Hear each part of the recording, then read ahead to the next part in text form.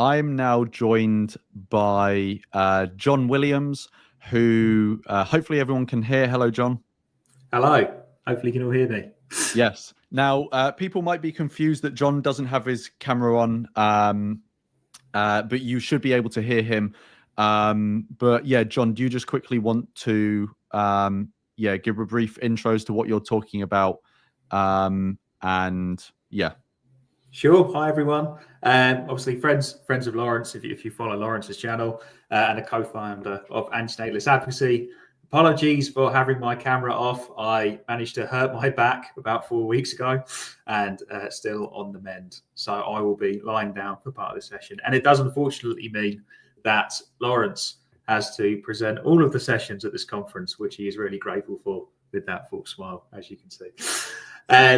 But I'm going to be talking today about the 5 steps for doing good as an antinatalist, which was a resource, a list that Lawrence and I came up with early last year, I think it was, because we're really trying to think about what we could have used when we were trying to do good as an antinatalist. If some resource or some like core group of a core list of key actions that people could take, very practical steps for doing good in the world. So I'll be talking about how I've kind of applied those 5 steps in my own life.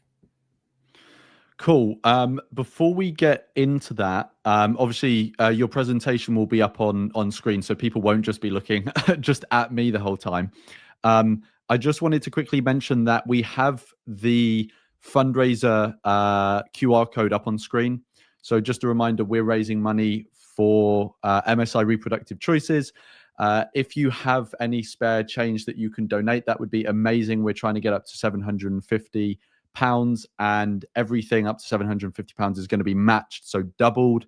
And you can access it through a link in the description and also the QR code that is on screen now. I'll leave it up for a bit longer. But yeah, John, do you have your presentation ready? Yes, let's share those slides now. Okay, that should be on screen.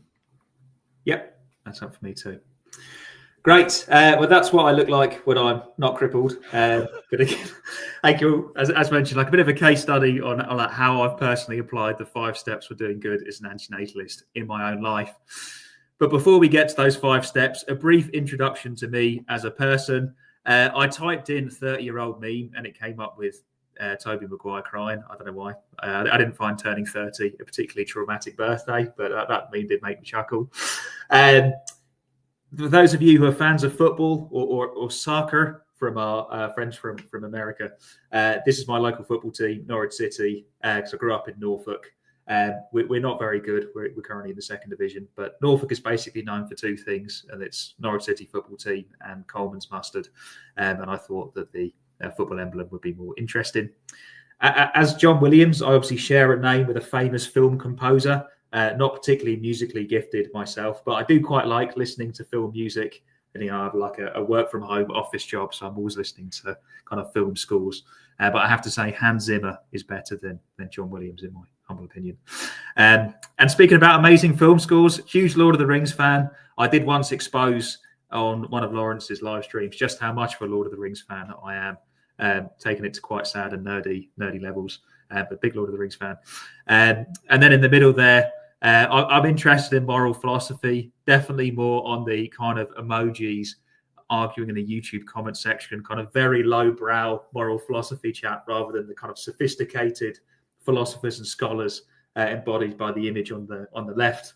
And certainly with some of the guests we've got coming up tomorrow, Lawrence, like David Benatar and Rivka Weinberg, definitely wouldn't want to be overselling my philosophy credentials for sure. So that's a quick introduction to me. Then with the 5 steps, as mentioned, Lawrence and I were trying to think of like core key actions that we believe that be broadly accessible to people that you can take to have a positive impact in the world as an antinatalist. This isn't a list that you have to take each step in order. And as you'll hear, I very much kind of muddled my way through these 5 steps over the past 10 years or so. But we've kind of structured these in an order that makes sense for ourselves. And I'll kind of talk through how I have implemented each of the 5 steps in my own life. So to quickly run through them before diving into the detail. Step 1, don't have any more children. Of course, it's any more because antinatalists can be parents. You can previously had children before you come across the antinatalist conclusion. So don't have any more children. 2, become vegan. 3, plan your career, and very much an ongoing step, this one, with planning your career, something to revisit. Then 4, start donating. And 5, build the antinatalist community. I'm going to talk through how I have kind of implemented or acted on each of these 5 steps in my own life. So step 1, don't have any more children. In my experience, there were kind of 3 kind of core aspects of not having children.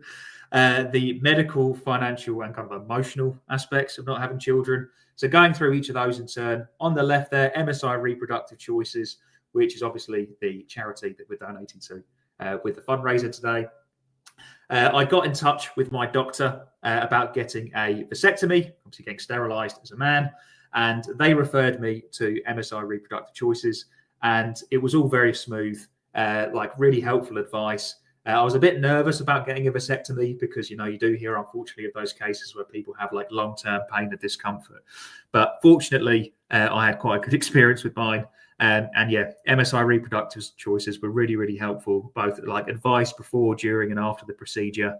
And yes, I've, as I said, had quite a sort of smooth recovery as well. So that was the kind of the medical aspect of not having children. But in terms of the financial aspect of not having children, a core question that I got quite a lot when I talked about not having children was, you know, who's going to look after you when you're older? Of course, kind of like financial literacy is important for anyone, not just antinatalists or people who are child-free. But things do kind of change a little bit if you're planning for life without children from like a kind of like a financial stability standpoint. And so I looked at a lot of resources about like child-free kind of like financial planning, and I came across this podcast, the Child Free Wealth podcast with Brecon and Dr. Jay Zygmunt, who will be presenting tomorrow. And I found it really, really helpful. Lots of cool advice in there about how to kind of set up your financial future from a child-free perspective, which is really helpful. And then lastly, the emotional aspect of not having children. This one kind of took me by surprise a bit because I was never like one of those super broody people, you know, I was always like thinking about having children when I was younger, or definitely wanted to have them.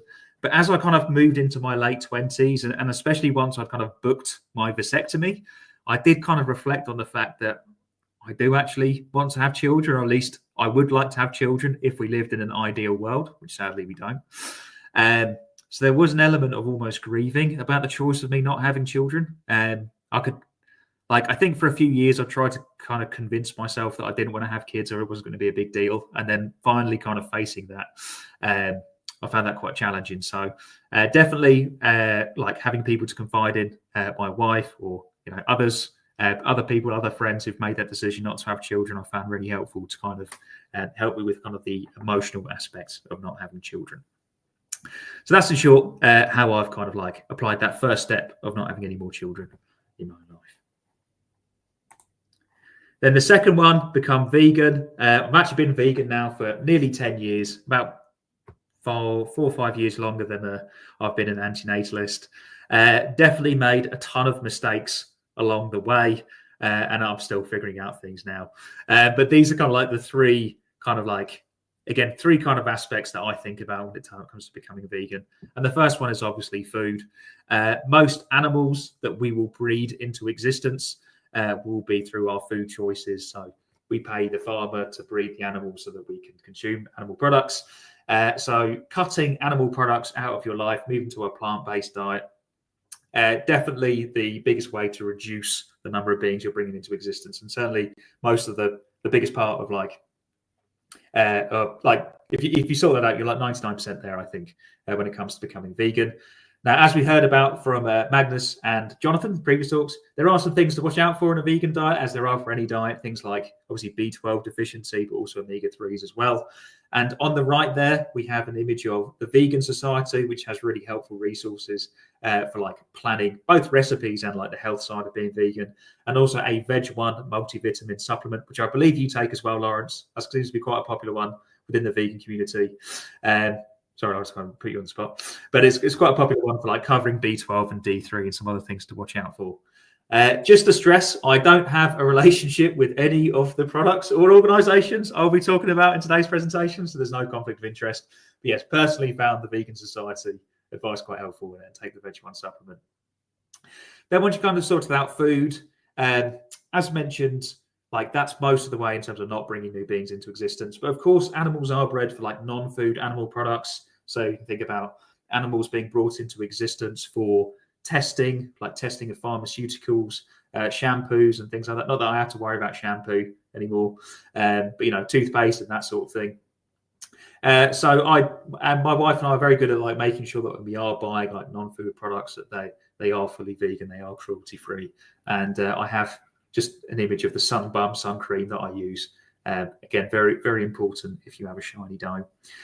And then lastly, a bit like with the having children, like the not having children, making sure that you have a support circle around you, people who, if they're even if they're not fully vegan, people who kind of respect your decision and kind of empathize with what you're doing. If you can find some vegans, either in person or online, like it definitely can help with being vegan in the non-vegan world, which is something that a lot of antinatalists, I think, can relate to as well. The image on the right is of Vegan Camp Out, which is an annual camp out in the UK. It's been going for about 10 years. I've been along to a couple, and I thought it was just a great space to kind of come together with like-minded people of all stripes, all shapes and sizes. And yeah, like picking up those opportunities for community and like building that support circle can definitely help with being vegan in a non-vegan world. So those first two steps, the not having any children and going vegan, you can kind of view those as your negative duties as an antinatalist, to not bring any more beings into existence. Whereas the last three are more like positive actions, maybe positive duties. So there's some debate about duties, but positive actions that you can take to kind of have a positive impact in the world. So you can view those first two as like your negative duties, getting your own house in order, not bringing any more beings into existence yourself. And now you can start to think about how you're going to have like this positive impact on the world. And one of the core decisions that you'll make when it comes to having a positive impact is planning your career. As with many other things, I'm by no means an expert when it comes to career advice and planning, but there are some really helpful websites and resources out there for planning your career. The 80,000 hours, it's the 80,000 hours podcast, which I listen to, but 80,000 hours is an organization which supports people with career planning who want to do good in the world. The reason it's called 80,000 hours is because that's approximately the number of hours that people will work in their career, 40 hours a week times about 40 years, something like that. And I have accessed their resource. I've spoken to people from 80,000 hours. They provide career coaching, which is really helpful. For those who are looking to help animals, there is a related organization called Animal Advocacy Careers. Name does what it says on the tin. It's for those who want to have careers to support animals.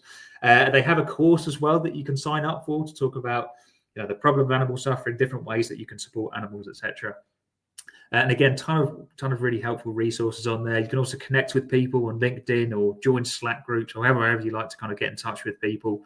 And I found both 80,000 hours and Animal Advocacy Careers really helpful for helping me kind of think through what to do planning my own career.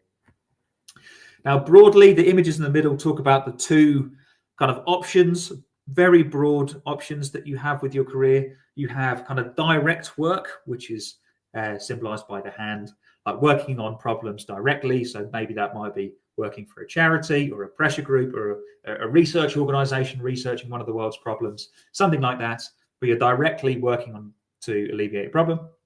And then you have earning to give, which is symbolized by the coins. And that's where you take a high earning career, like maybe working in tech or working in finance, something like that, and then donating your money to those charities, those organizations or individuals that are working on the problem. So you're kind of supporting in that way by donating your money.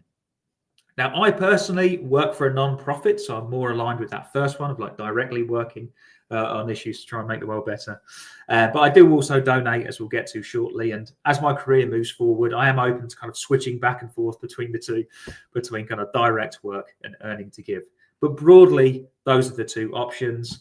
One of the reasons that I do recommend getting in touch with like professionals or experts like 80,000 Hours and Animal Advocacy Careers is because your unique fit, like your personal fit and your opportunity to do good is going to be unique to you. Like you might have personal skills or interests or connections or maybe some work that you're not as well suited to. And that is really kind of like personal to you. So reaching out to someone through like career coaching, etc., you can find a way that you are best placed to pursue a career that has that positive impact.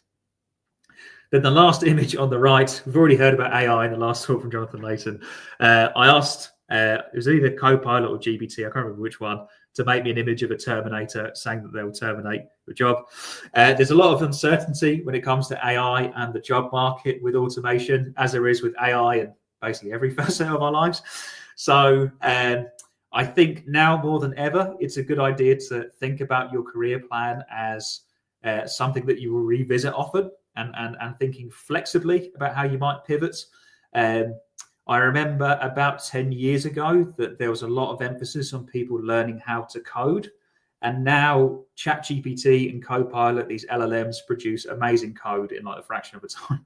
So coding is maybe a bit less helpful than it seemed to be 10 years ago. So there's lots of uncertainty around this.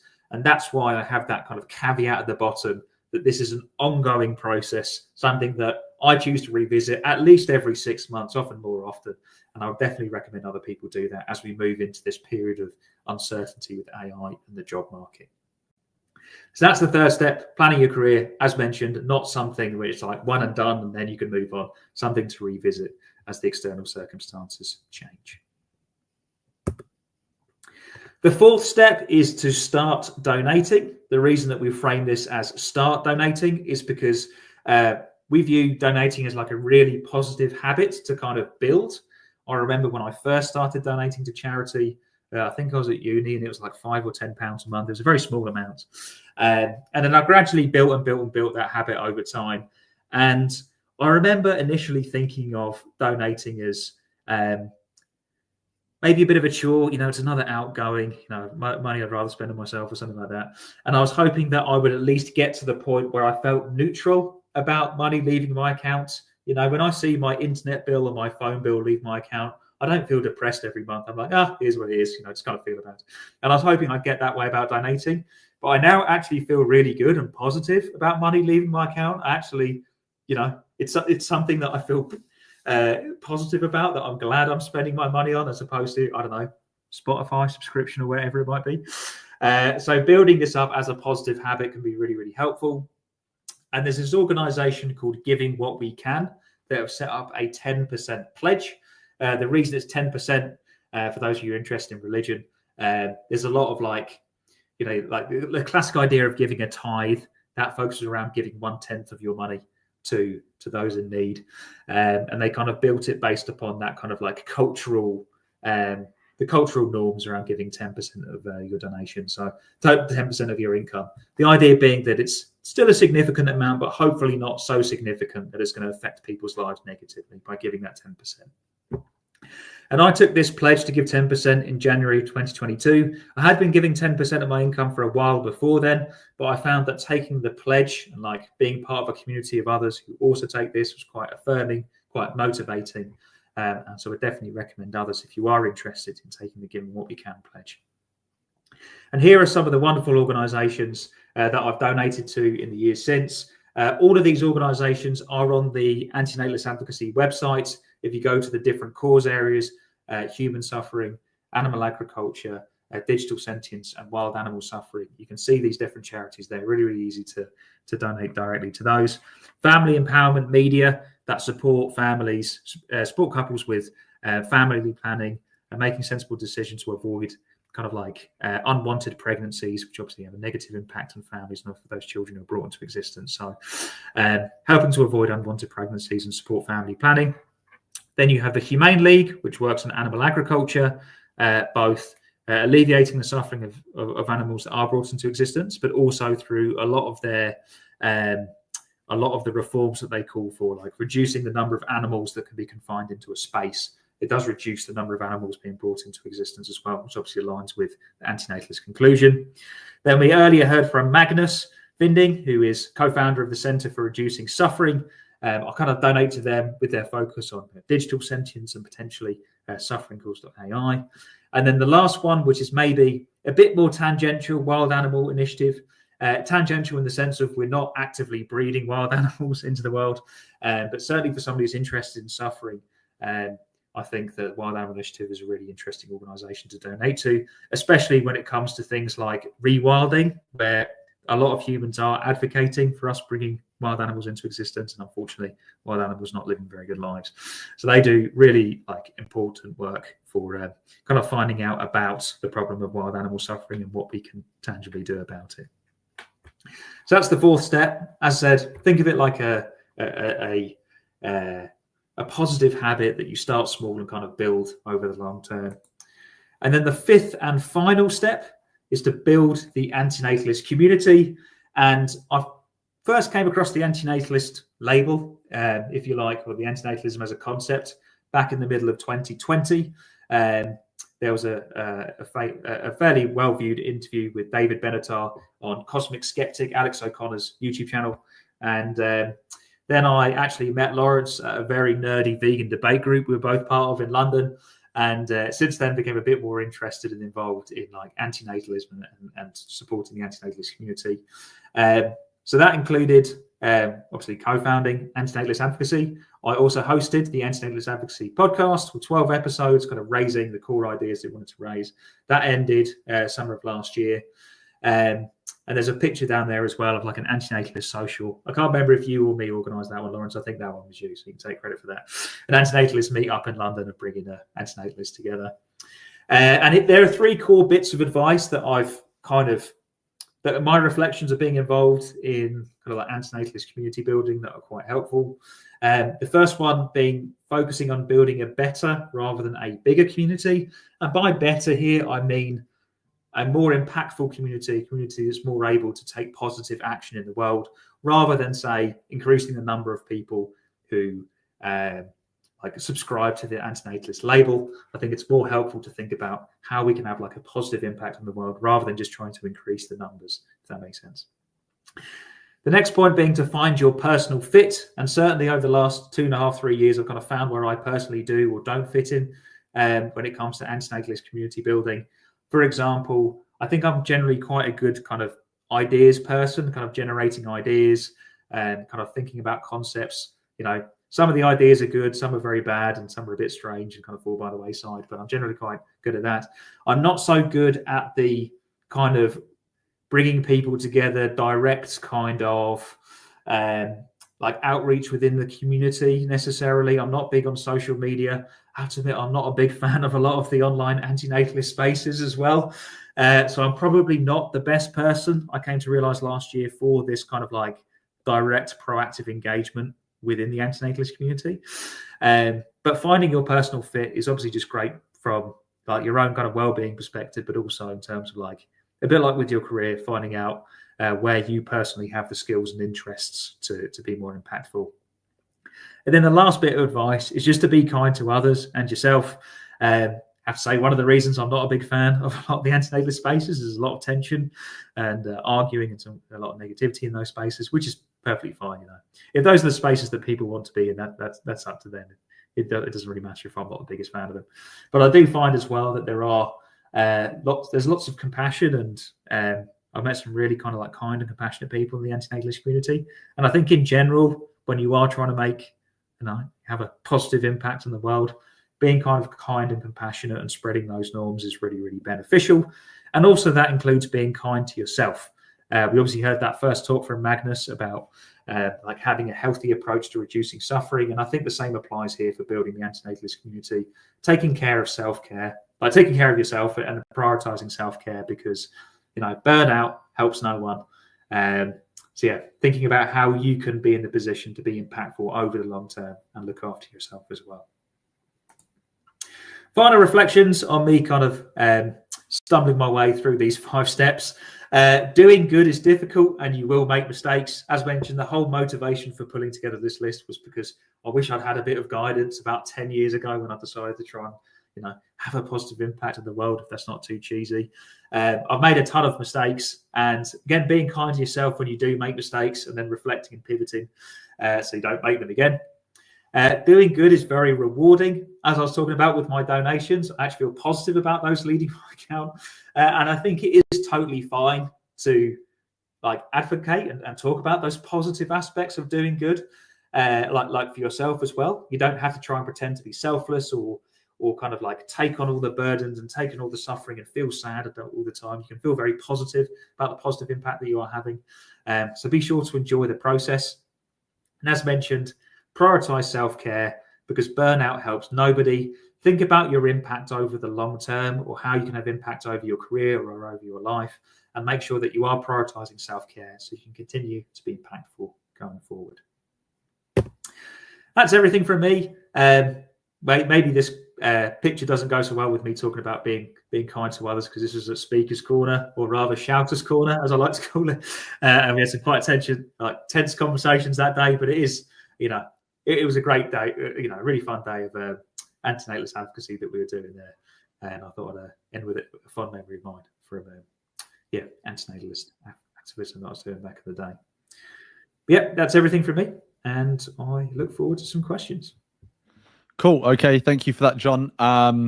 What I'm going to do is ask you the first question, and then try and figure out a way to have your picture up on screen so people don't have to just look at me the whole time. Shall I go back to the first yes, that's one? Perfect. Yes, and then I will try and figure it out. So the first question I had was, so which of those 5 steps, and I completely get that some of those steps are ongoing, right? Like the career one, but which ones did you find personally the most challenging to engage with or integrate into your life? I think the career one is the most challenging because it's the most ongoing, and requires reaching out to other people and keeping track of events, but of external changes and also changes in your own personal life as well. But honestly, the most emotional in terms of difficult for me was actually not having children. And I think it was easier for me when I first came across antinatalism when I was kind of early mid-20s. And my wife, who was my then girlfriend at the time, never wanted to have children. So me talking about not having children, it felt quite kind of abstract. But as I moved into my late 20s, and as I said, especially when I booked the vasectomy, the weight of it kind of hit me that I won't be having children, and that, I do want to have children. I'm quite close with my family. I had a great childhood. I think I would love being a parent. So this was the most difficult from an emotional perspective. But fortunately, I had about 4.5 years of antinatalist, 4.5 years of thinking about this. And as mentioned, I'd kind of put things in place to kind of cope with that. But I definitely found that one the most difficult. And I really do respect antinatalists who do want to have children, or even antinatalist parents who choose not to have any more children, who do want to, procreate and continue having kids. I definitely found that one the most difficult, much more difficult than going vegan. At the end of the day, I was never very good at cooking. I'm a big fan of food. I do eat a lot, but the quality of my life didn't really change when I went vegan. Actually improved because of living in accordance with my values, if you like. But found that one pretty straightforward after a couple of months. It didn't have the same kind of emotional toll.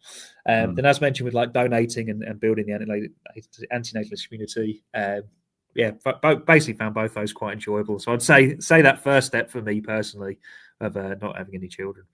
And I know obviously we sort of worked on the 5-step guide together, but I'm going to aim this question at you. So when you were putting the 5-step guide together, obviously someone wanting to do good in the world is not limited to just 5 steps, right? So sure. It's a simple guide to put across to people as sort of like a foundation, right? So there would have been other steps that were considered that didn't make the cut, essentially. Are there any other steps that you would encourage people to do in their pursuit of trying to do good that aren't necessarily on the 5 steps guide? Great question. I think the sixth one would just be keep reading, keep researching, look for other opportunities that aren't here. I know that's a bit of a, I don't mean that as a cop out at all, by the way. Like, I think lists of 3 and 5 are quite good. And I find that this list of 5 aligned with the 5 that I personally found to be quite impactful, and a lot of research behind them being impactful. But that said, we all have our blind spots. So I think a sixth one would be look for other opportunities. And again, this comes down to personal fit, which is what makes it kind of messy. With these 5 steps, we thought of them as 5 broadly accessible steps for doing good. But you might have an opportunity there because, you know, you have connections, or you have a particular skill set or a particular passion. Like, I wouldn't recommend that everyone build a YouTube channel, but Lawrence, I think your channel is pretty good, and you definitely have skills in that regard that I don't have, being a bit of a technophobe. So there's an element of like finding your personal fit outside of those. So that'll be the sixth one, I guess, is just like keep researching for things that we miss with those 5. Yeah, and you referenced this multiple times when you were talking, and obviously Magnus's talk was massively about this, but the 5-step guide primarily is about actions we can take to directly do some good, right? But there are going to be, like, I don't know how you could refer to them, like personal supportive actions. So like things you can do that support yourself in the long term to be able to do good, right? So for example, self-care. Do you have like 1 or 2 things you personally do to support the general project in your life of doing good that you think, yeah, benefits your capacity to do that? And if those are hyper specific to you, are there like similar things you think maybe other people could try out? I think connect with others would be a huge one. I was thinking about this, like, there aren't many people out there who are antinatalist, although people often overlap with these 3, who are antinatalist, vegan, concerned about suffering. Like, the proportion of the population who any one of those labels applies to is going to be quite small. Yeah. So building community is really important. And actually, the loneliest one for me there was when I first went vegan.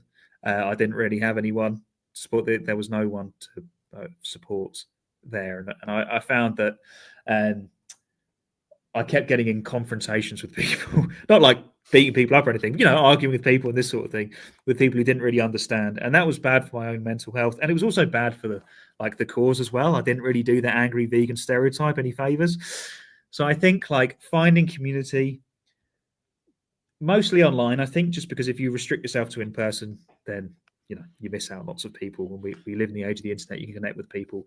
But if it does have an in-person element, even if that's just once or twice a year, that's really important. And I do make sure, as part of self-care and also part of trying to be impactful, making sure that I do have those kind of in-person opportunities to connect with people who do have similar values. Yeah, I actually think the in-person element, even though it's more restricted in terms of who has access to it and how often they might have access to it, it's super important. There's just something about the quality of interaction in person that you don't get online. You know, online you can exchange ideas and you can sort of emotionally support to each other to a certain degree, obviously, and often it can be a significant degree. But you know, at the end of the day, we're social animals, and having that in-person contact, especially with people like you're saying, you know, people who are aligned with you on these sorts of values, which is, you know, granted a small number of people, is super important. No, definitely. And one other one, actually, and this has been a real focus of mine over the past couple of years. It sounds corny, but just being kind. I don't think that I'm a particularly like naturally kind person, if that makes sense, or like what people would think of as a nice person or a good person or something like that. I was talking about this with my wife. I used to be quite confrontational, just argue with people about philosophical issues and just in general. And I think that's just terrible from everyone's perspective. It's bad for the people around you, it's bad for yourself, and it's bad for the cause areas that you represent. And I think that being kind is just so beneficial to it's just beneficial in those three ways. It's beneficial to other people, of course, because you're kind to them, but it's beneficial to yourself, because I find that being kind to yourself as well as being kind to others, it does, it brings that level of self-respect, and just you feel less kind of tense and anxious all the time, or on edge with that fight or flight syndrome. But also it just makes me a more reasonable person as well. Like, I know that we're going to have a debate shortly, but Les and I are very keen that this won't be like a blood sports debate where we're straw manning each other or something like that, because it makes me less reasonable. If someone said something and my instant response is to say, "Oh, what an idiot, why would someone say that?" then I find that I'm less able to not only listen to what they're saying, but also kind of reason and kind of take on board the arguments and then formulate my response to them, which doesn't have to be disagreement or anything like that. So I find that just being kind and charitable has just so many benefits. And of course, if people like you more, then they might be more likely to become an antinatalist or become a vegan or donate to charity, whatever it is that you're looking to encourage people to do. So I'd say those two things. I'd say connection, preferably in person, and then just really trying to act kindness and empathy, which doesn't always come easily to me, but I find that it's really beneficial. I do. Yeah, and I know obviously this is a case study about you, but one thing that I just wanted to add as well, which I've found super important, and I'm sure you have as well, given on your second slide, you talk about the sort of more, personal interests you have, like football, for example. It's super important to not make everything in your life about antinatalism or like generally trying to do good, right? And this is kind of part of self-care. I found that even though the overall, and this obviously will be the same for you, or presumably anyway, correct me if I'm wrong, but the overarching pursuit that I want to have and goal in my life is to try and make the world a better place, reduce suffering, do good. But it's so important for you to be able to do that. You need to unplug from that goal in the short term sometimes, like a few evenings a week or whatever, or however long. Sometimes unplugging from the thing that you want to achieve is actually beneficial in the long term to achieve that thing, if that makes sense. Absolutely. Like having normie hobbies. Like, I think some people, and I kind of went down this trap at one point, people are like, "Oh no, I need to be productive all the time. I need to always be on. So if I'm not working, I need to be listening to podcasts about the suffering in the world and what I can do about it." And I think that that's just a one-way ticket to burnout, Phil. Yeah. And I for a period of time I tried to do that. I was like, my way to relax will be listening to podcasts about suffering, focus, whatever. And there is time for that, but I found that it was all too much. So I find sports a good kind of off switch. Following Norwich City, even though we're terrible at the moment. I'm a big fan of rugby union as well.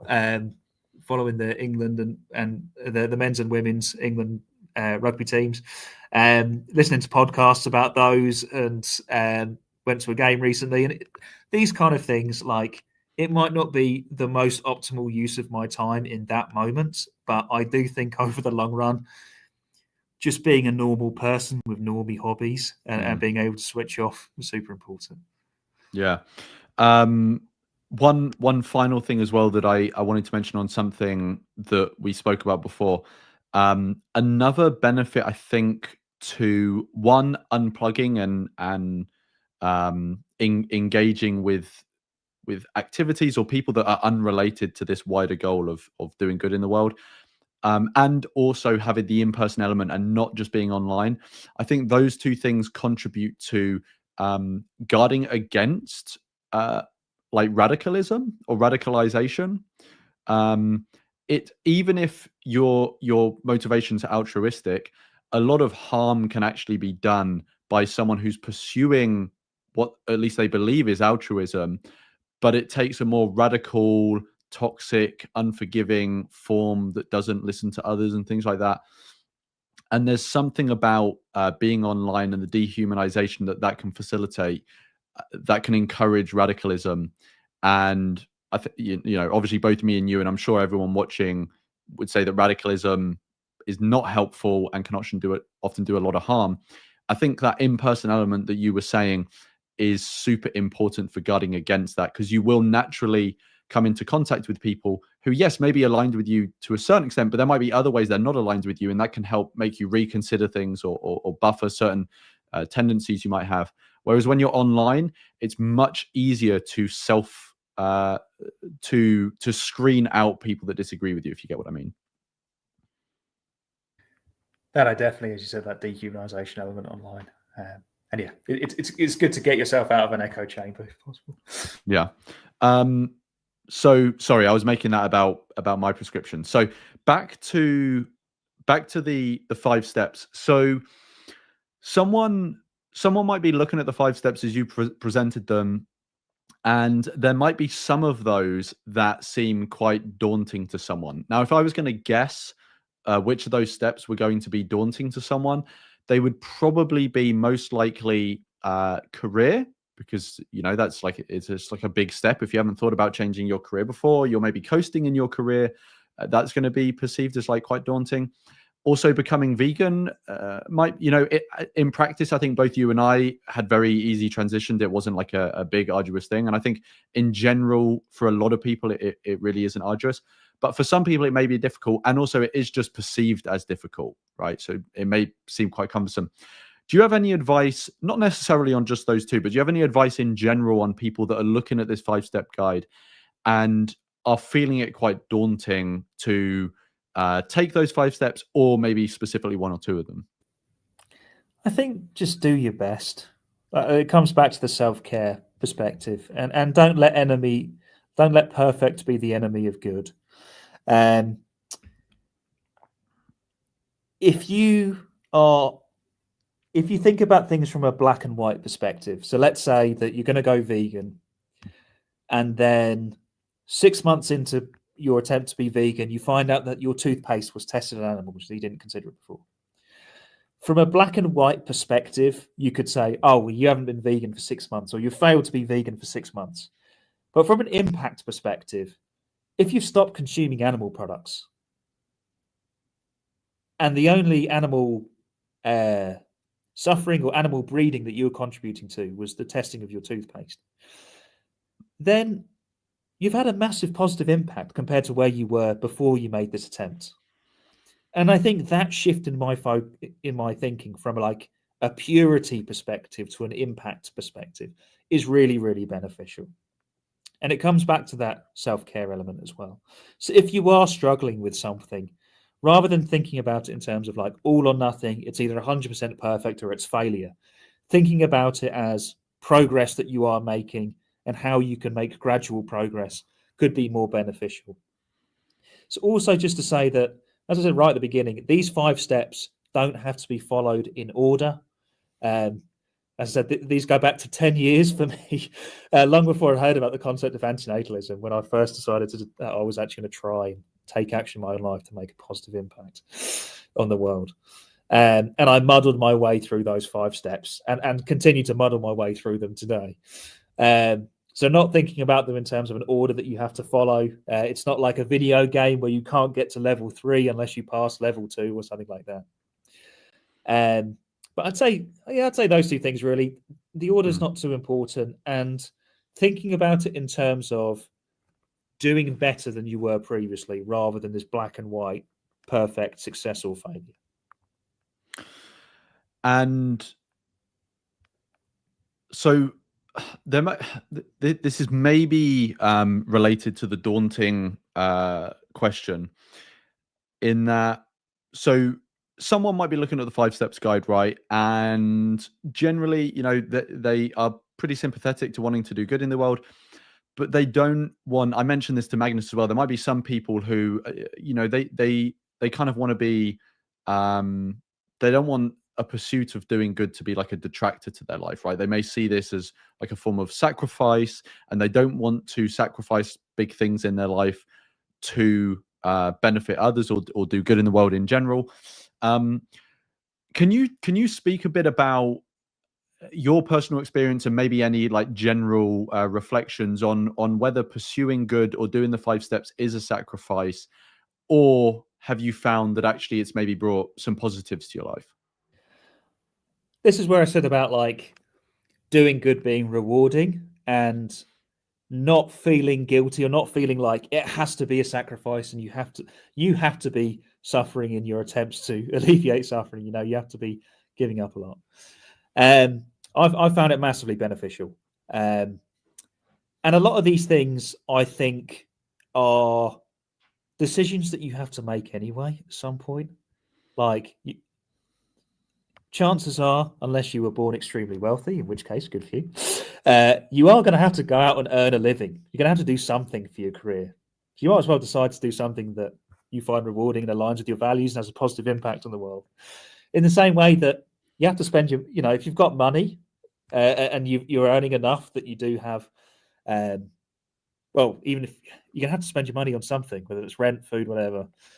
And so it's sure, like, I don't go on as many holidays as I used to. I don't eat out at restaurants as many times as, you know, friends that I know.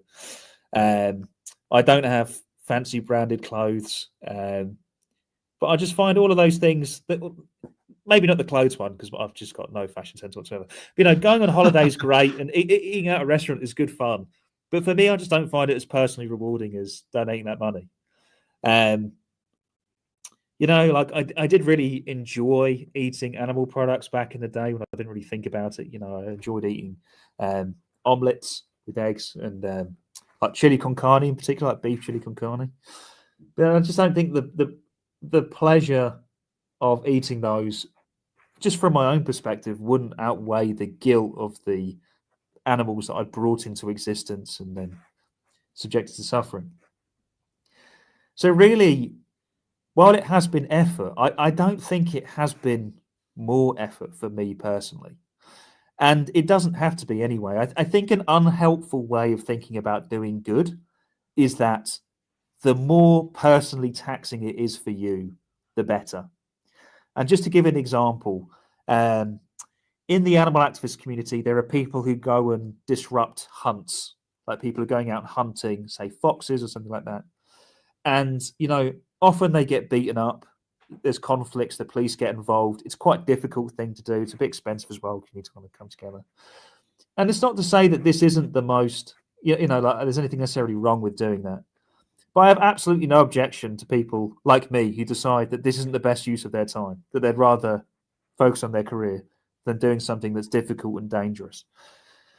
But these, like hunt sabs, as they're called, hunt saboteurs, they get a lot of respect because people recognize the effort that they're making. And I recognize that this is difficult and dangerous. And, you know, those people are making a big sacrifice. But I don't think the size of the sacrifice is what you need to focus on. Like, focus on the impact that you're having. And you can take actions that are impactful, that are actually really straightforward. Like, it's not a big sacrifice for me to say, okay, I'm not going to go on holiday next year and we'll donate the money instead. That's fine. Or maybe I'll just go locally. Maybe I'll stay within England, whatever it might be. Like, you find your way around it, and you don't have to try and think of it as a sacrifice, and you can enjoy it too. But as I said, like, give yourself permission to enjoy doing good. Don't make that your key thing. Like, focus on the impact first. But there are plenty of ways that don't have to feel like a sacrifice that can be really, really impactful. Mm. Yeah, no, 100%. And I think you use this wording saying that doing good could be meaningful as well. So there's the sense that, you can bicker about, have you made more effort than you otherwise would have by just leading your life generally. But the effort you're expending is allowing you to lead a life that you're probably going to perceive as more meaningful, right, as well. So yeah, and like you said before, you don't have to feel guilty about recognizing the positives to yourself for doing good for others. Yeah. Okay. So should we leave it there? Because I know you've obviously got the debate next. So maybe we can give you a few more minutes to like rest and prepare yourself before the debate. Were there any final brief thoughts you wanted to share before we close? Well, just thank you for obviously hosting me, Lawrence, and thank you to everyone for tuning in. Please do check out the 5 Steps to Doing Good as an antinatalist resource. Obviously, all the slides and links and everything will be shared. And I do actually have some links in the presentation for the organisations I mentioned throughout. But just to say, again, a big thank you to everyone tuning in. And really that point on not feeling guilty about it feeling good, this is making an effort to try and do good has drastically improved my life. And I don't feel any shame or sense of conflict around saying that. I think that I was going to spend my time doing something, and fortunately there are ways that you can spend your time that are both beneficial for you and for others. And hopefully the 5 steps will help people to do that. Yeah, no, that's amazing. Thank you, obviously, for the help with organizing the conference generally, the admin, and also doing the presentation. And like John said, we'll send out the links later via a newsletter, so you'll be able to get all of the links from all of the sessions, so you won't miss anything. But thanks so much, John, for doing that. And we will be back briefly. We will be back soon for the debate. And just a reminder, we're raising money for MSI Reproductive Choices. And the QR code is in the top left of your screen. So you can scan that. There's also a link in the description to be able to donate to the fundraiser. And yeah, we've already had more donations over the course of today. I haven't checked it right now, so I don't know exactly where we're at, but we can give maybe a bit of an update. We can give an update definitely in the closing remarks at the end of the day. But yes, thanks, John, and we'll be back soon for the debate.